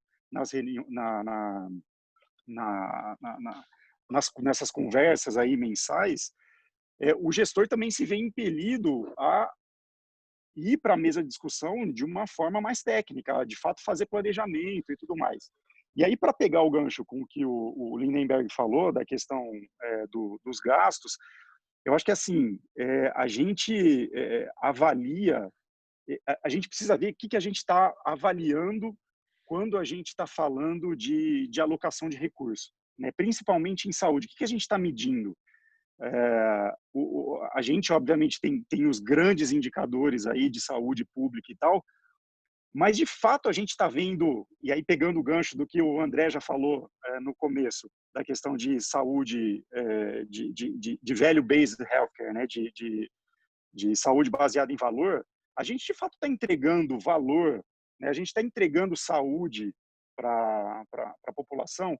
A gente está falando, né, a hora que a gente discute eficiência de gasto, a gente, de fato, precisa ver se a gente está entregando valor para as pessoas. E aí, quando a gente vê que as pessoas preferem ir, ao invés da estratégia de saúde da família, preferem ir para um doutor consulta, preferem ir para outros canais, a gente precisa fazer uma reflexão que, por mais que o modelo faça muito sentido, inclusive com uma estratégia mais holística de entregar saúde numa perspectiva mais ampla numa comunidade, isso não está sendo feito, porque assim, o cara tem uma necessidade, e o que ele faz? Ou ele vai para a UPA, ou ele vai para o hospital, ou ele vai para um lugar que vai resolver o problema dele, e aí ele vai juntar R$100 e vai pagar do privado, por mais que aquilo não gere nada para ele depois, né? Ele sai de lá, de repente, com um diagnóstico, sem saber o que fazer, ele vai ter que voltar para o SUS, e é o que o Thiago falou, ele vai repetir todos os exames que ele já fez, enfim, né? Você vai gerar uma duplicidade de trabalho e uma ineficiência enorme, fora os malefícios para a saúde dele mesmo. Então, assim, a gente tem uma coisa hoje que é muito esquizofrênica, assim, e a gente talvez não tenha uma tranquilidade para, de fato, discutir o sistema de saúde, aquilo que o sistema de saúde entrega, da perspectiva do cidadão. Eu acho que isso é o mais importante. Eu acho que hoje, e é uma crítica que eu faço aí aos sanitaristas de uma forma geral, mas sem querer generalizar, porque eu sei que existe muito embasamento teórico por trás do modelo SUS, mas muitas pessoas defendem um modelo pelo modelo, sem necessariamente estar olhando para as necessidades de saúde das pessoas. Eu acho que é isso. E a pandemia, ela tem ajudado um pouco nesse exercício, né? Porque a gente precisa preparar o sistema por uma ameaça que está acontecendo na vida das pessoas. Então, eu acho que a gente está sendo um pouco mais pragmático aí em adaptar o sistema à necessidade de saúde, né? Sem muito... Mas você não acha, Lucas, que isso não é um problema político antes do que gestão? Porque se você tem 5.700 municípios, como foi colocado aí, então é um pacto federativo, como é lá fora, né? O pacto federativo é entre o Estado e a União, né? Se o município executa para dar eficiência num modelo político que segue um regramento legislativo legal, né? Completamente, né? Tem a lógica, é o que você disse aí, mas na minha opinião, assim, do SUS é político, de você pactuar, porque, veja bem, metade dos hospitais, mais da metade dos hospitais, quem executa é o Estado, não é o município, né? É uma esquizofrenia. Quem toma conta, o cara mora na cidade e ele vai ser atendido num órgão que é gerido pelo Estado. Então, para mim, o modelo do Pacto Federativo Brasileiro e da forma que isso é legalmente estabelecido é que gera toda essa esquizofrenia. Você não acha que primeiro vem um político para depois vir o... Né? Porque o cara gere de acordo com um acordo que foi feito com a base legal, que é baseado num acordo político. Mas aí, Lindenberg, eu acho que o Lucas, eu acho que complementando o que você falou, que foi um negócio eu acho, super interessante, é o sanitarismo, na teoria, e eu gosto pra caramba de saúde pública, sanitarismo, ele funciona muito bem, mas eu acho que, talvez depois de 20 e poucos anos de SUS, tem um aprendizado de que o modelo da descentralização e da execução lá na ponta funciona para um país de 5.570 municípios, com a extensão que a gente tem? Talvez nem tão eficiente assim, talvez deva funcionar no modelo de a descentralização vai até o nível da DRS, e aí cada estado vai ter X DRS, onde você transforma as coisas. Porque senão, eu acho que o Lucas falou, fica uma esquizofrenia, assim, de... Você tem tripartite e bipartite, aí tem a escada é tão alta, para você chegar no CONASEM, no CONASENS e ter a discussão da CIT, né, da tripartite, você tem 300 trilhões de reuniões. Mas é isso que eu estou dizendo. O sanitarista tem direito de resposta? Tem, mas espera aí que o Lucas vai falar antes de você. Mas eu queria que o Thiago também, o problema é político. A gestão vem depois, porque gestão é um ato político, técnico e econômico. Então, primeiro vem o pacto político para você ter as regras do jogo. E, para mim, o grande problema que o Brasil tem hoje de eficiência é porque esse acordo político permite um município de 20 mil habitantes ter a mesma força política do que um município de 10 milhões de habitantes. Então, você não vai ter nunca eficiência, porque a força política é igual. Né? Não estou dizendo que um município de 20 mil habitantes, parafraseando você, Lucas, não tem que ter a representatividade dele e o direito à saúde. Né? Mas não dá para estar distribuindo dinheiro sem ter um pacto político que preserve a questão da eficiência do gasto. É isso que eu quero. Aí vem a história dos pactos, né, Lindenberg? E aí, por isso que eu pedi o direito de resposta do sanitarista. A gente teve a NOB, teve a NOAS, teve o Pacto pela Saúde, teve as PPIs, e o que mudou? Mas o que vai mudar? É onde eu faço a própria crítica. É aí onde eu trago a crítica e reconheço a crítica. O que mais Lucas... para frente. A gente está falando da próxima década. Eu estou falando para trás, mas vou falar para frente. Manda abraço. Foi onde o Lucas acertou. O grande problema é que a gente precisa fazer uma pactuação que ela não seja uma pactuação fictícia. Ela precisa ser uma pactuação onde haja metas e aí vem uma coisa que chama responsabilidade sanitária. Que se discutiu tanto, tentou aprovar um marco, e aí Tiago sabe muito bem disso, Tiago Matos, tentou se aprovar um marco da responsabilidade sanitária, culpabilizando aquele gestor que não cumpria as metas efetivas pactuadas por ele. E aí não é só no plano municipal, no plano estadual, ou na PPA, ou na LOA. É nas pactuações interfederativas. A gente tem que trazer e voltar a beber na fonte. Retroagir, criar uma pactuação verdadeiramente efetiva, com o orçamento garantido que a gente possa executar e lá na frente cobrar quem pactuou. Como a lei de responsabilidade sanitária. Simples. Posso fazer e medir o resultado, né, Mário? Claro, com metas. Não só metas físicas, mas metas também financeiras. Posso fazer uma provocação aqui? André, eu queria... Fala, Thiago. Eu acho que a gente está entrando numa discussão e girando a discussão, que é uma discussão para uma live só. Né? Financiamento, pactuação, eu acho que isso é uma discussão que a gente tem que ter numa live separado. Pensando em perspectivas, que foi o que você iniciou aí a discussão, e como que provavelmente o sistema vai se comportar daqui para frente, o sistema brasileiro, se vai parecer Estados Unidos, se vai parecer Reino Unido, como é que vai ser? Acho que ninguém aqui tem a resposta para te dar. Essa é a grande verdade.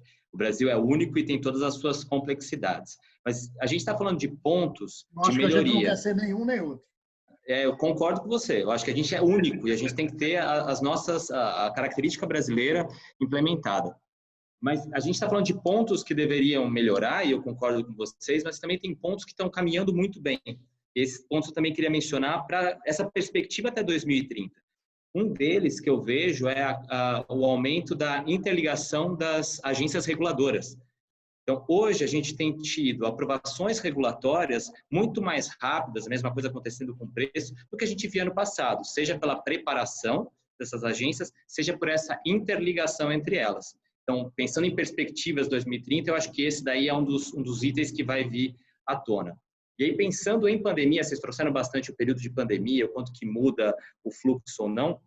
Eu acho que um dos benefícios da pandemia, primeiro eu acho que assim, em 2 anos ninguém vai mais lembrar dos impactos da pandemia. Óbvio, quem teve algum ente familiar que faleceu por causa da pandemia, obviamente vai lembrar, mas em geral a gente vai voltar à normalidade. Mas vai ter um benefício de tudo isso, que vai ter uma melhoria, na minha visão, da qualidade dos dados para previsibilidade de surtos e pandemias. Hoje a gente conseguiu contornar e está contornando bem a Covid, mas será que a gente poderia ter feito melhor? Tenho certeza que os aprendizados que a gente está tendo agora de apagar fogo, a gente não vai ter lá na frente se acontecerem novos surtos. Então, são 2 aprendizados aí que a gente tem, a parte regulatória melhorando muito por essa interligação global, e eu vejo do outro lado a parte da pandemia trazendo esse benefício de previsibilidade de dados, que vai gerar, obviamente, previsibilidade nos custos também, que é o debate que a gente está tendo aqui. Acho ótimo Thiago, só... esse ponto. E agora a gente vai você. Vai você. O meu desafio era exatamente isso. Cara, a gente está falando de uma coisa de dentro do governo que só mostra que só tem um pedaço do sistema atuando. E a ideia daqui era trazer todos os atores, né? Então, para a gente ver como, se a gente deixar, a saúde vai só para um lugar, só para um buraco único, um buraco de discussão, que eu digo, né? E aí, o que acontece a gente tem uma discussão super técnica e complexa de pactuação, só que 99% das pessoas da sociedade não tem a mínima ideia de como é que funciona isso, cara. Não tem a mínima ideia. Vai lá, Thiago. É muito legal essa discussão mesmo. E também pegando o gancho do Thiago, eu fico pensando, né, 2030, daqui 10 anos, como é que a gente vai estar? E talvez já chegando um pouco naquele último eixo que você queria trazer, André. Isso que o Thiago falou é muito rico, né? De você usar todo esse aprendizado que a gente está tendo. Provavelmente numa próxima pandemia a gente vai estar muito mais preparado para lidar com o caos, né? Você vai conseguir parar e pensar mais rápido o que fazer naquele momento caótico, que a gente demorou um pouco para isso, é normal, né? Primeira vez que a gente lida com uma situação dessa. Agora, eu espero e gostaria muito que a gente não só tivesse preparado para lidar com o caos, mas que as próprias informações e própria forma que a gente está aprendendo a lidar com informações complexas nos ajude a não só apagar o fogo, mas evitar que o fogo se prolifere, né? Acho que é isso. Se a gente conseguir isso em 2030, eu acho que já é realmente um benefício muito grande. Eu queria só deixar assim, de repente a 24 de julho de 2030 a gente faz uma nova live, todos vivos até lá, então a gente tem 25, esse compromisso 25, entre 25. Nós aqui. KPI, 25 e 30. Vamos botar um KPI, 25 e 30. Exato. Todos vivos. A gente tem um compromisso de estar vivo até lá, então eu acho que um ponto que eu apostaria, eu não acho que a gente vai estar num voo de cruzeiro nesse aspecto, mas eu acho que a inteligência artificial ela vai pautar muito as decisões políticas. Eu acho que até política pública vai ser baseada em algoritmo.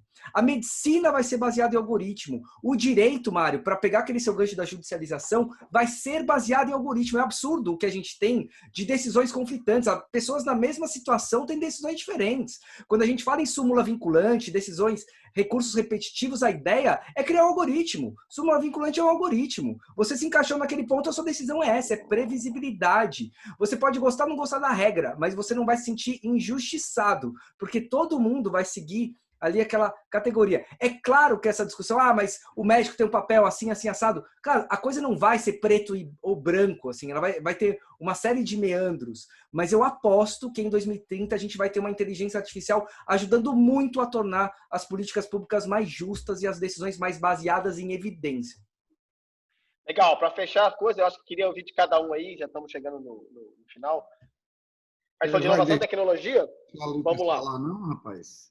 Você, cara. Cada um. Você, cada um. Vai deixar também. o Lucas falar, não? Fala aí, Lucas. Não, mas Lindenberg, vamos... Só para não pegar muito tempo aí. Não, só fazendo essa reflexão aí pegando carona dos Thiagos, eu acho que tem um ponto que né, no modelo do sistema que talvez a pandemia tenha deixado muito evidente, é essa coisa desse desequilíbrio regional, né, do SUS. E nesse sentido, a aproximação que a gente viu do setor público com o setor privado, eu acho bem interessante, assim, e como é que a gente consegue explorar, dentro dos modelos que a gente já tem, parcerias para, de fato, estimular o setor privado a estar presente onde o setor público não necessariamente está ou não consegue estar né, fisicamente presente ou na quantidade necessária. Né? Eu acho que a gente precisa pensar, e eu acho que talvez a pandemia tenha forçado um pragmatismo nesse sentido de aproximação do público com o privado, que talvez seja interessante a gente explorar. E aí, na linha do vazio assistencial, que é encurtar a distância com tecnologia. Né? Eu sou meio cético aí a questão de inteligência artificial, muito embora a gente esteja falando aí de 10 anos e a questão de tecnologia anda muito rápido, até pela dificuldade que a gente tem de alimentar bases de dados básicas dentro do sistema de saúde, quando a unidade de saúde eventualmente tem acesso à internet.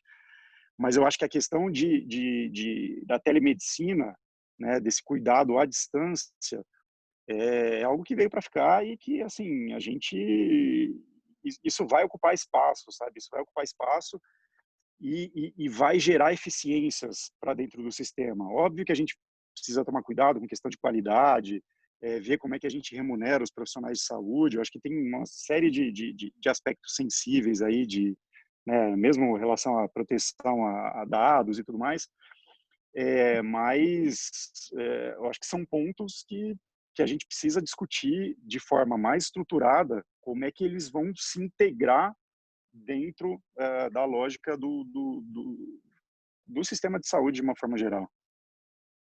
André, desculpa interromper, mas quando vocês me convidaram para participar, eu falei, deixa eu estudar um pouco para não falar besteira lá com o pessoal, né? Vai ter tanta gente qualificada que eu não posso passar vergonha. E aí, o que eu fiz? Eu dei uma olhada quais eram os objetivos da OMS para 2030, para tentar entender qual que seria mais ou menos a ordem da discussão.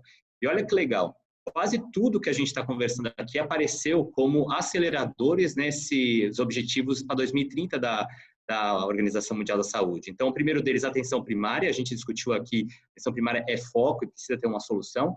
Financiamento sustentável, foi um debate que a gente teve aqui largo. Engajamento da sociedade, o Thiago trouxe isso de forma muito plena, então é importante, cada vez mais a gente precisa desse engajamento da sociedade trazendo uma solução. Determinantes de saúde, o que a gente vai considerar como realmente endpoints, né, como desfechos consideráveis para saber se foi bem ou não foi bem determinada solução em saúde. Surtos, como prever de uma forma mais adequada esses surtos. Então isso daí já vem lá de trás, não é de agora, foi antes da pandemia que eles desenvolveram isso. Pesquisa, desenvolvimento, inovação e acesso, foi muito do que a gente discutiu. E, por último, o ponto que o Lucas trouxe, dados e digital health. Então, a telemedicina, tratamento à distância, compilação de dados globalmente para trazer uma solução para a sociedade e garantir, que nem o Thiago Matos falou, não só apagar o fogo, mas garantir uma melhor previsibilidade de saúde para a população. Então, todos esses pontos eu acho que estão interligados dentro dessa previsão que a gente pode ter para 2030 e que foi discutido aqui.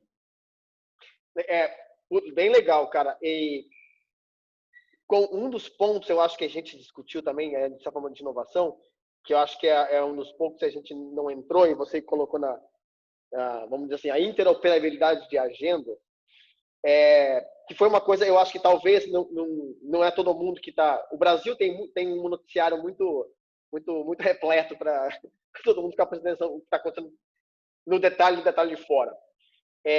Hoje, a gente tem essas aprovações de tecnologias na Anvisa, no FDA, que seja. Depois tem a parte de precificação e a parte de incorporação. Então, são todos processos que vão se encadeando, né? E acho que a pandemia mostrou que não dá para... A gente discute a burocratização da coisa, mas a pandemia basicamente bypassou tudo, né? Mas não. Então, provavelmente, a vacina não...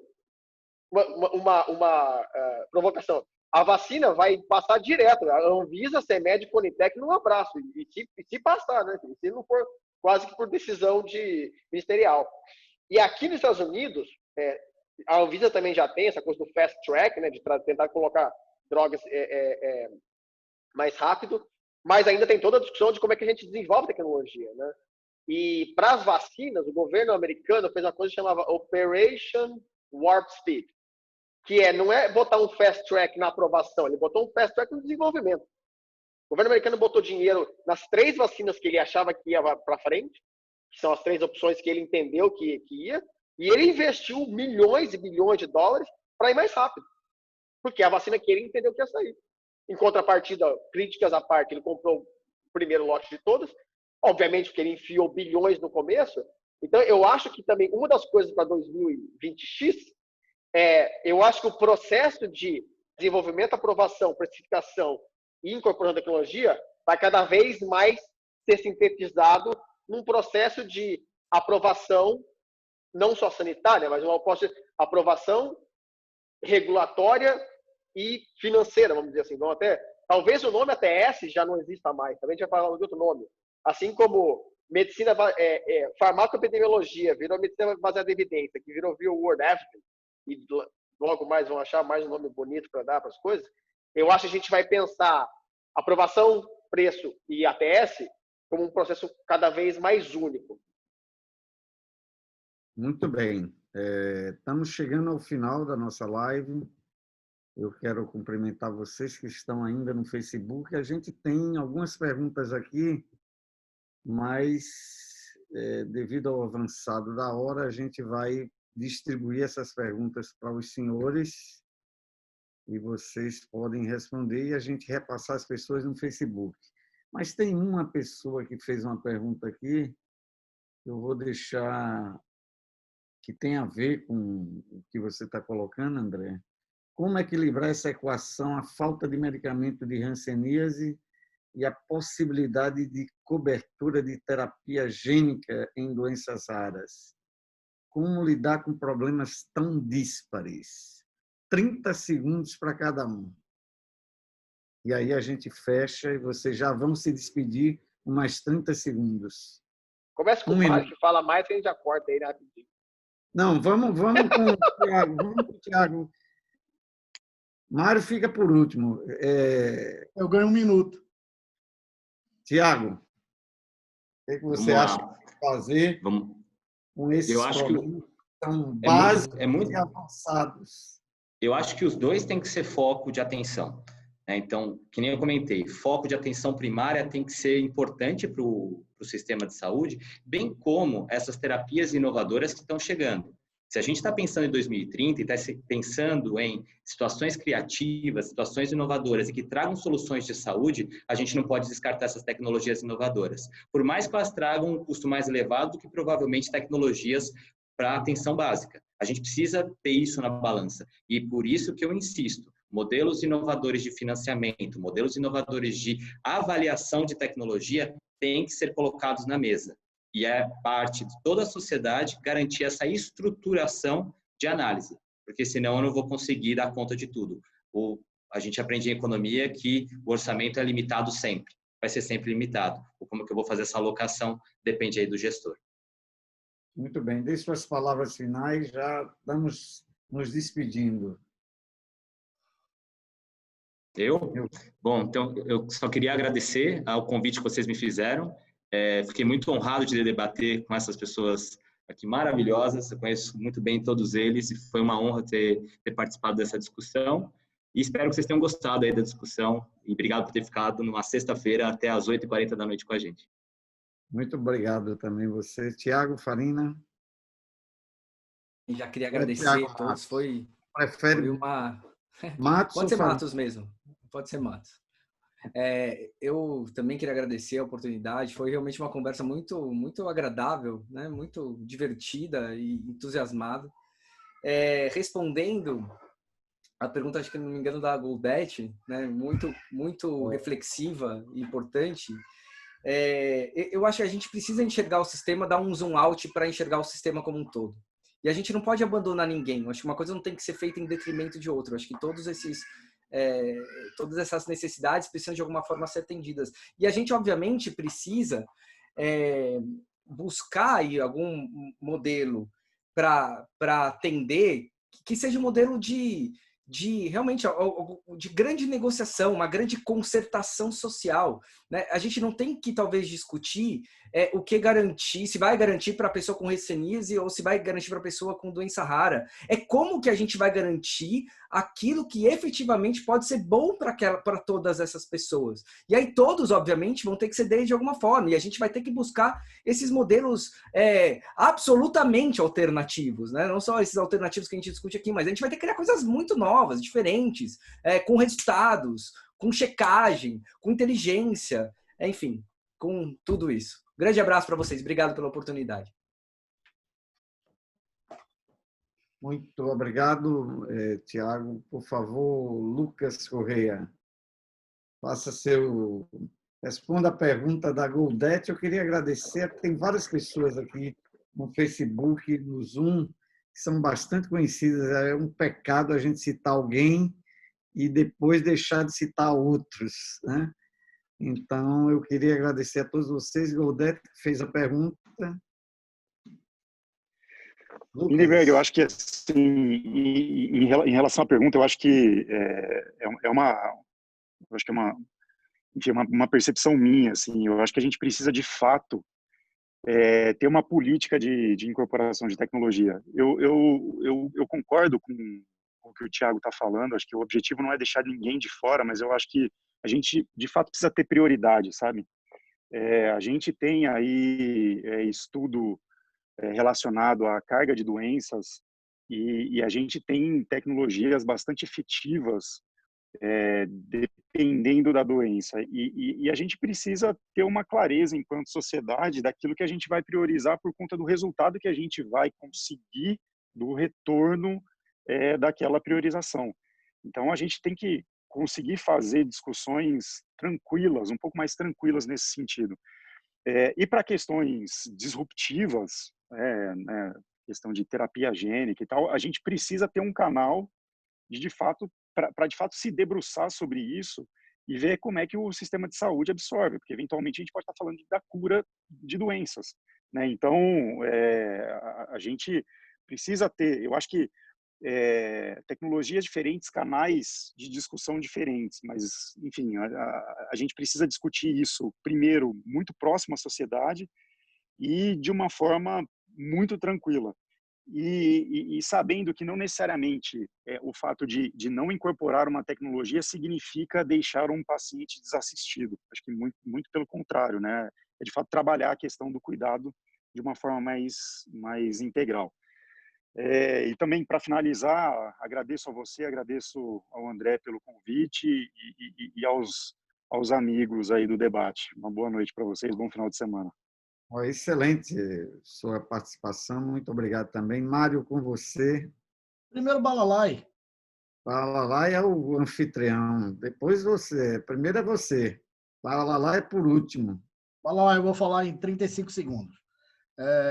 Primeiro, eu queria agradecer a todos. Eu acho que foi uma das melhores participações que eu tive de live nessa Covid. Eu estou trabalhando há 140 dias sem parar, então isso tem sido para mim uma alegria de estar dividindo conhecimentos e aprendendo bastante com todos vocês.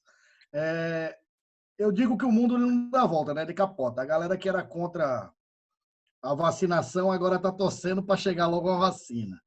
Então, a gente no SUS, a gente está tendo que trabalhar o passado, as doenças que já existem e as doenças que estão com tratamentos novos para chegar, como é o caso da terapia gênica, né, Tiago? Acho que o Lucas foi muito feliz nessa colocação, junto com o Tiago Matos, que foi a gente tem que concatenar os dois. A gente vai ter que voltar. Se vocês forem ver, agora H1N1 deu 115% de vacinação, coisa que nunca aconteceu na história, porque antigamente vacinação de idoso era para matar velho. Então, a gente está trazendo uma discussão nova, que são os medicamentos novos, mas a gente tem que ter compromisso. E aí, quando eu digo compromisso, é compromisso da gestão em garantir o tratamento de diferentes doenças, diferentes patologias, o compromisso da gestão com as doenças de vigilância, com as doenças de atenção básica e com a alta complexidade.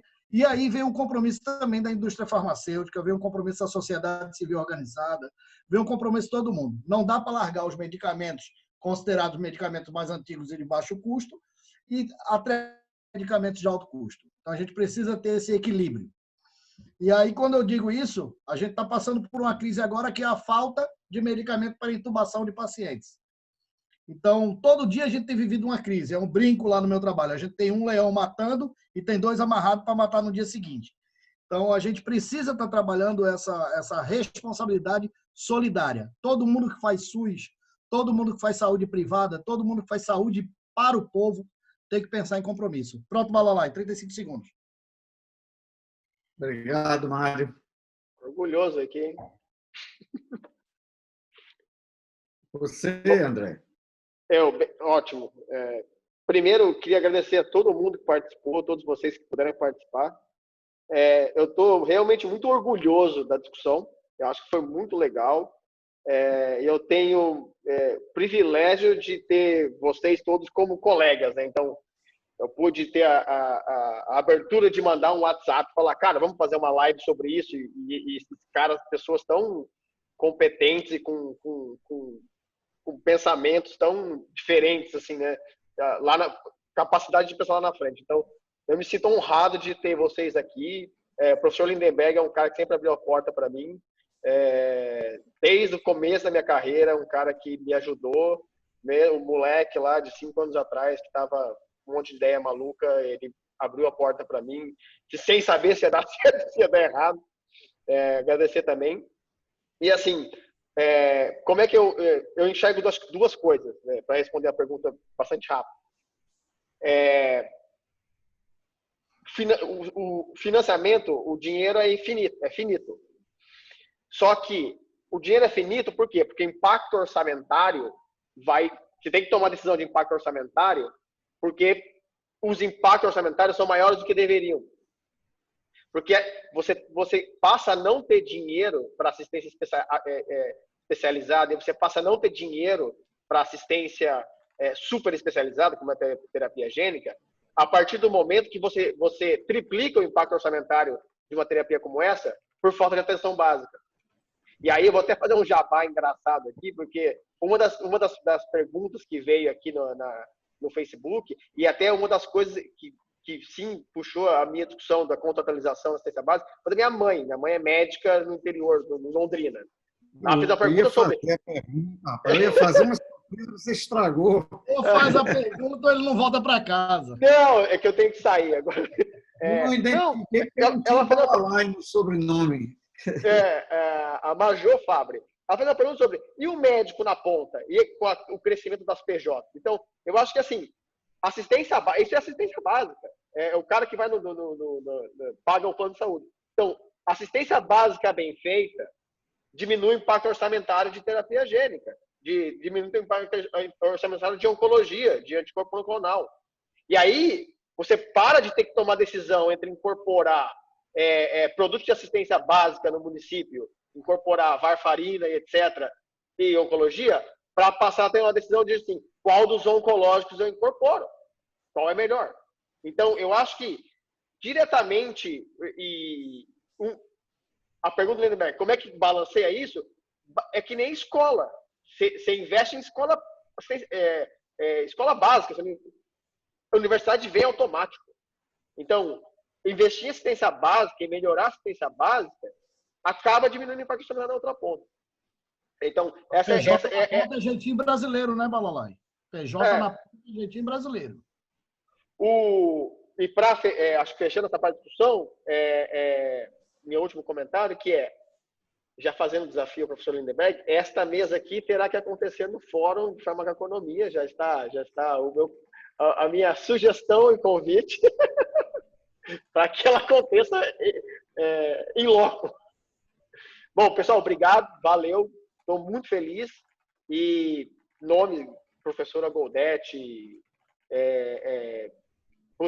muita gente aí, está todo mundo aqui. Obrigado. Muito obrigado.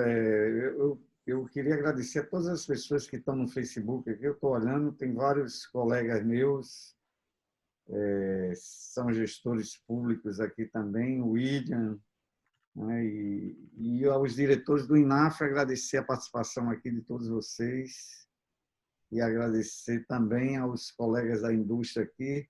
Sempre tem umas figurinhas aqui que sempre vêm, que é o Mazuquedes, do Rio Grande do Sul. Temos aqui os fãs de Mário, a equipe de Mário. Peço desculpa a todo mundo que fez várias perguntas aqui, que infelizmente não dá tempo. Felipe a gente está online, viu? Online. Felipe. Então, agradeço a todos vocês. Passo a palavra agora à nossa jornalista já conhecida, para que ela faça. Está morta, coitada. A gente teve 4 horas de aula agora, antes dessa live, com o doutor Denizão, curso de acesso, e foi bastante também produtivo. Muito obrigado, foi muito bom essa discussão, muito boa, e eu tenho certeza que haverá próximas, viu, Valarai? Bom, gente, como o professor Lindeberg diz, excelente. Pessoal, confesso que é um privilégio, né, estar presente nesse debate, e não vou muito longe em dizer que é o mesmo sentimento das 4.300 pessoas alcançadas na nossa 17ª live do INAF. Então, agradecemos a todos e todas que assistiram e contribuíram para o nosso debate com questionamentos e comentários, tanto no Zoom como no Facebook. Doutora Godete, claro, foi aqui altamente mencionada. Por quê? Porque ela movimentou em muito debate lá no Facebook. Doutora, muito obrigada. O INAF agradece, claro, a Tiago Gonçalves, a Tiago Matos, a Lucas Correia e a Mário Moreira pelas falas brilhantes. E agradecemos a André Balalai por moderar este nosso encontro e a professora Lindeberg por fomentar este debate. Esta live continuará disponível no Facebook e estará disponível também em nosso canal do YouTube. Também, gente, estamos presentes no Instagram, no Twitter, no LinkedIn e no Spotify. Acesse inaf.org.br para conhecer nossas iniciativas e ver edições anteriores de nossas lives, além de ver como você pode participar dos debates e diálogos com líderes globais na saúde através de nossos eventos científicos. Também os convido a publicar e divulgar seus trabalhos em nosso jornal de assistência farmacêutica e farmaconomia, uma revista científica aberta para compartilhamento de pesquisas e experiências. Acompanhe nossos canais de comunicação para saber novidades e outras ações promovidas pelo INAF. Obrigada a todos e muito boa noite. Valeu, gente. Muito obrigado, hein? Valeu, até mais. Tchau, tchau, gente. Tchau, tchau. Boa noite.